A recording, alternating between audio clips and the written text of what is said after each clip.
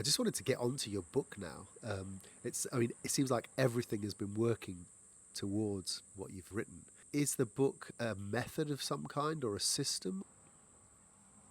I know that's a very big question.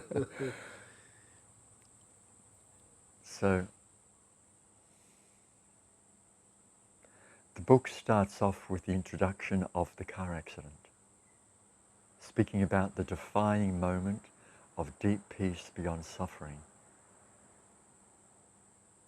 that it's 1974 at the foothills of Mount Dandenong Ranges, and I'm waking up in a car accident, gazing down at my shirt with blood all over. So it starts off like that. So it brings people right into that very unique defining moment of when it started for me. But then after the introduction in the book, it starts off like this. And this is the answer to your question. What you see now, next page. What you hear, next page. Now, turn over the page. What you feel, turn over the page. Now, next page. What you're aware of, look to the next page. Now, turn over the page. Is all you are aware of. Now.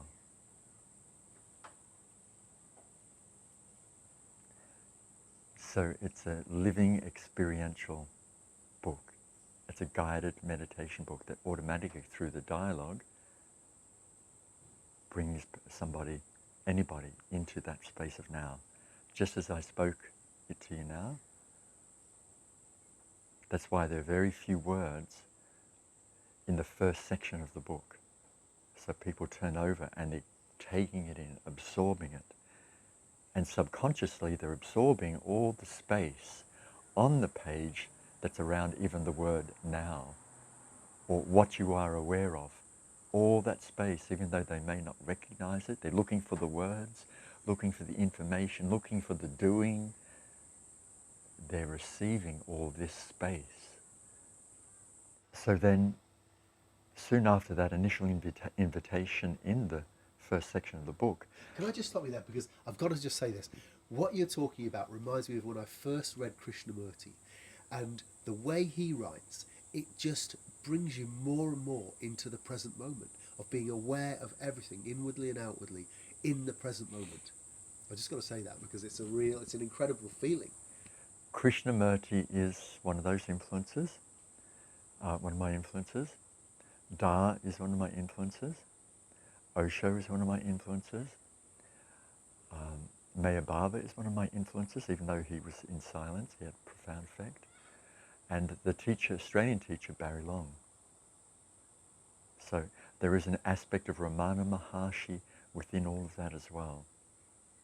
So there's a combination of all that have all had an influence. And I love Krishnamurti, the way he would speak at times. Very straight. Let us consider this. The yoga of consideration, as Dao calls it. The yoga of consideration. This is what it is. So, after the very beginning of the introduction, as I just mentioned it to you, it then quickly goes into a dialogue between the voice of love and the voice of the world, or the voice of self. So you'll hear like an argumentation happening between love and self, love and the world. Love is always extending an invitation to the self, always an invitation to the world, never arguing, always just extending an invitation.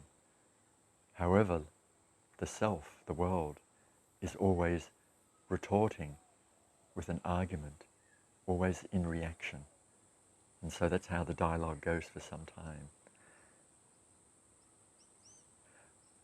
By the end of that, what is revealed towards the end of the book is that it's all about returning to the power of now. Not as in Eckhart Tolle's book, but the power of N dot O dot W dot, the nectar of wholeness, the nectar of wholeness now. Embracing the nectar of wholeness by being the nectar of wholeness now. After that, dialogue with, then it goes on, the book goes on to more of a deeper, you could say, into a deeper consideration of what is suffering. Really, let us look at what is suffering really. Traditionally we expect or we assume suffering is this, and we're used to identifying with suffering over our suffering, or even extending that to suffering over the fact that we're suffering over our suffering. But what is suffering? Primordial suffering, the very beginning. What if suffering is a journey? Simply a journey, to enter a journey of entering existence, entering the law of duality, entering the sense of separation. What if that is a conscious choice that we have entered, to the degree that it's like a magical mystery tour that we have welcomed from the very beginning? And so the next part of the book goes deep into that consideration, to look at suffering in a very different way, so that we can really come to that point of comprehending what is trust, and what does it really mean to accept the darkness, the so-called darkness in our life, as well as the light, and to see how the darkness is still serving the light.